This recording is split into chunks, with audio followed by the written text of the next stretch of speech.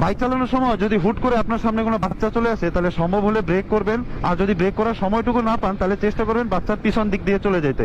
কারণ বাচ্চা পোলাপানের যে মেন্টালিটি থাকে, ওটা সব সময় থাকে সামনের দিকে দৌড় দেওয়ার। আবার সেম ভাবে যদি আপনার সামনে হুট করে কোনো একটা বয়স্ক লোক চলে আসে, তাহলে চেষ্টা করবেন ব্রেক করার। আর ব্রেক করার যদি সময়টুকু না পান, তাহলে চেষ্টা করবেন ওনার সামনে দিয়ে চলে যাওয়ার।